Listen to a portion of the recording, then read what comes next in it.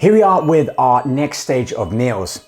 We're gonna look at 4 recipes here, all of which consist of the same amount of protein, 45 grams, carbohydrates, we're just around the 40 mark, and fats, same as breakfast, about 12 and a half grams. So altogether, we're looking at around 460 calories per each of these meals. So that should give you a good idea based on whether you need all 4 of them or just breakfast, 3 of these meals, and then the final meal.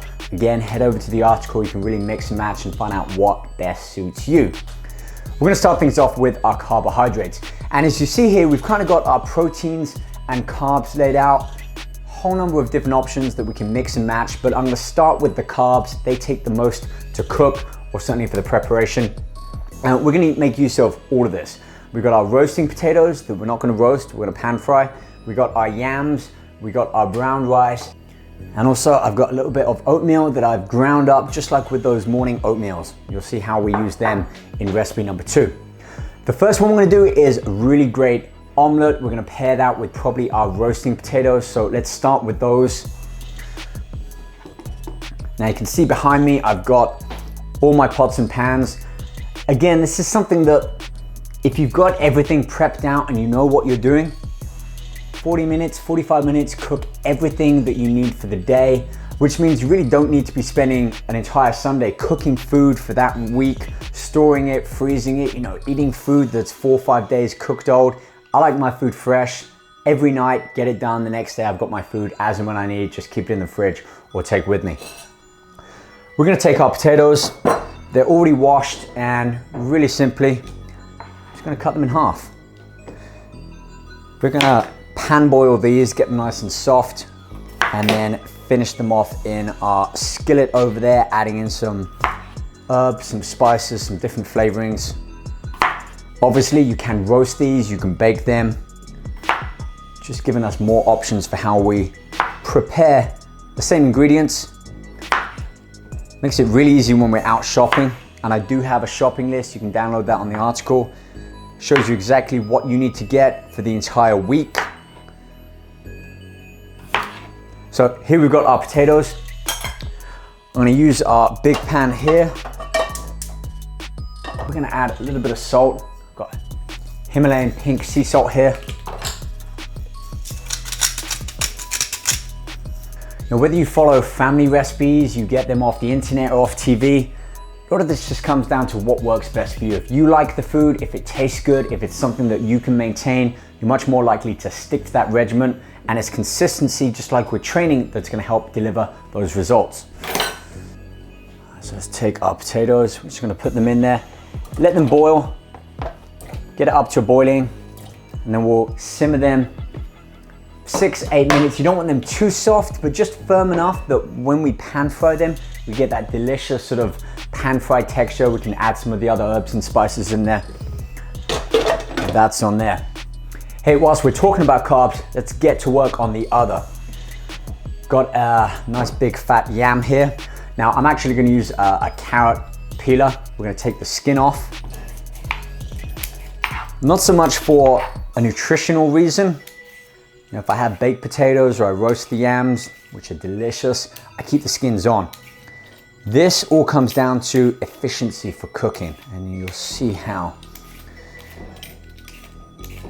I'm gonna get all of the skin off. Now, yams are often that food that people ask me, well, how do you cook it? Do I bake it? It takes too long to bake. How long in the oven for? There's a much simpler way, and it's delicious. We've skinned our yam. Now what I'm gonna do is cube it. I'm gonna cut it into about inch cubes, horizontal, vertically, cube them. They go into my second pan of boiling water, and we're gonna let them simmer, similar to this one. Now they're not quite as hard as those roasting potatoes.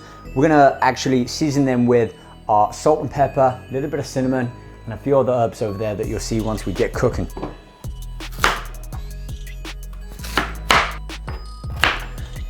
If you've ever been to one of those American diners, you've got the special eggs, the pancake, those roasted potatoes, this is gonna be a great alternative.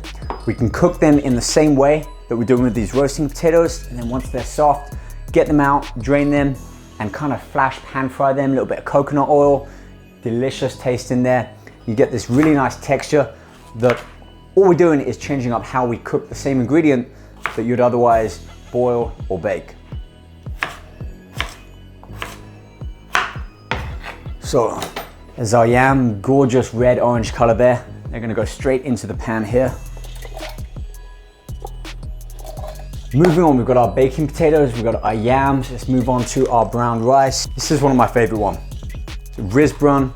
It's a shorter grain type brown rice. You let it sit in water and cook on a slow simmer. Comes out nice and fluffy, and it's not that sort of al dente, harder rice that if it's not cooked properly, it's just not the same. So, you know, it's worth spending the extra money on getting some good rice, and you'll see just how I cook it once we get a pan free, how much different it looks and the taste as well. Big difference there.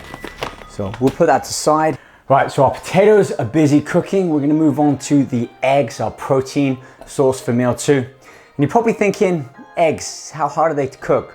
Well, it's not that they're that hard to cook, but you can make them so much better than just pan frying eggs or scrambling them up. So we're gonna use our 6 eggs here, 2 egg yolks, the rest egg whites. I'm gonna crack them into this bowl here. All right, so here's our magic tip. We're gonna take a little bit of our fats. Now you can use olive oil, a little bit of coconut oil, or something like this, Udo's oil. We're gonna add about a teaspoon into our eggs.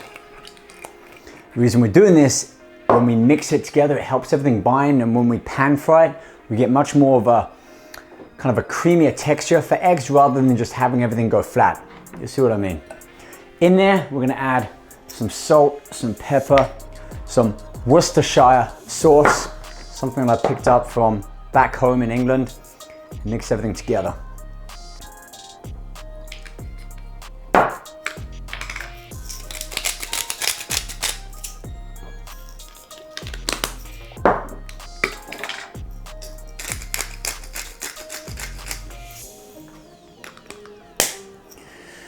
And just before I pan fry that, we're gonna use some of our vegetables. We're gonna make an omelette. I'm gonna add some spinach in there, but I'm also gonna prep some of the other ingredients. Start with our onion.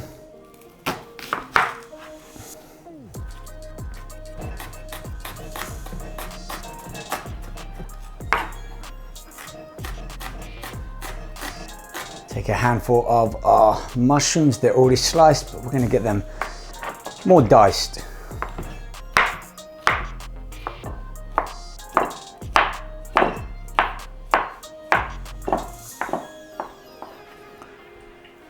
Great, that's enough there.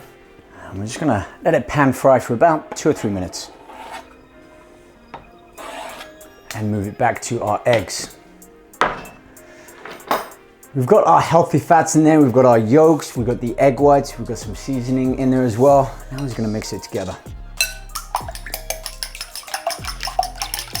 Eggs are something that you really do need to keep an eye on. So whilst everything else is cooking, we're gonna focus on our egg omelette first before moving on to our other main protein sources that make up meals 2, 3, and 4. Okay. In it goes, love that color. I've got my spatula. I don't want to move it around yet. I want to see that the ends and perhaps the center just starting to firm up. That's cooking. We're going to keep it on a low heat. Then what we're going to do is fold in our onions, our yellow sweet onion, our mushrooms. And once that's started to cook, we'll put our spinach in there, fold everything in, serve that with our potatoes, and then we can finish off by kind of pan frying them with our herbs and spices. So whilst the eggs are cooking, onions and mushrooms look like they're pretty much done. I'm gonna swap some things over here. I'm gonna plate these up. Omelettes are great for breakfast as well. There's almost unlimited possibilities when it comes to ingredients that you can put in. Chopped peppers, bell peppers, whole other flavors and ingredients go in there. So, you know, get creative with what goes into the omelette too. Now, whilst coconut oil is great for doing a lot of this, like with eggs and some of the meats that we're gonna be using, sometimes just gotta go with the good old extra virgin olive oil. Whilst the skillet is heating up with our extra virgin olive oil, we've got our baking potatoes ready to go in, and here's how I'm gonna season them.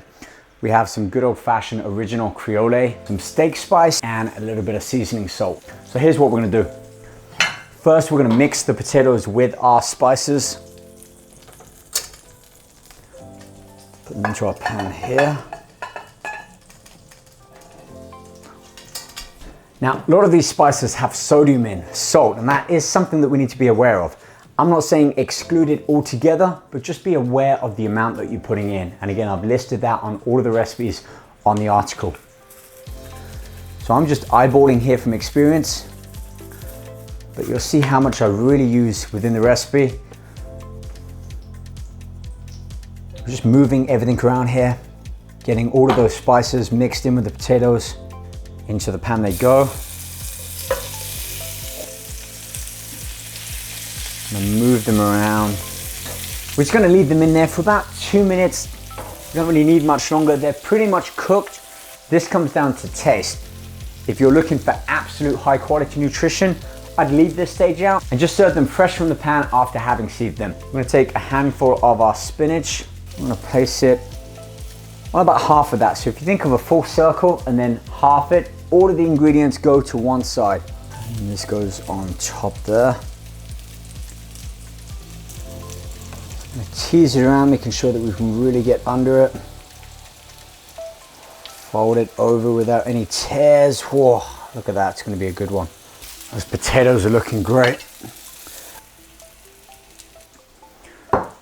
As you can see, plenty of potatoes left. So this is easily 2, if not 2.5 meals worth of carbs. And let's have a look at our omelette. Everything's sealed in.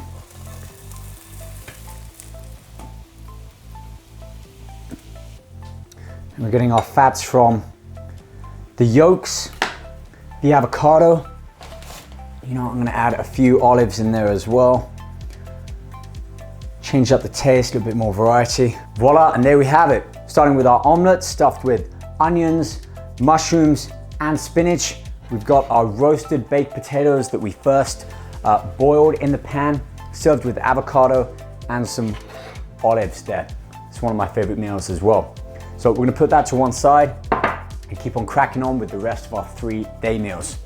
Typically, I use about 2 cups of this brown rice. That gives me enough rice for close to 3 days. Eyeballing from what I'm used to.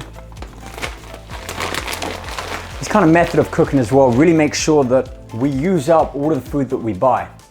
Again, if you go to the article, you get the shopping list, you see all of the ingredients, how I use them throughout the week, and it's pretty much everything that I buy is used up within that week. So cost effective, time effective, and it gives you great options and variety for your daily food intake. Our yams are nearly done. In fact, let's serve those up. So a great way that I use to check if the yams are done is a little squeeze test. Take out one of the cubes and we just squeeze it soft enough that we can squeeze. It's not too hard, but it doesn't fall apart and crumble in our hand. And let the natural steam that's coming up to still continue to cook them a little bit without needing to keep an eye on them with that heat. So now let's move on. Let's clear this out of the way. We'll focus on the rest of our recipes.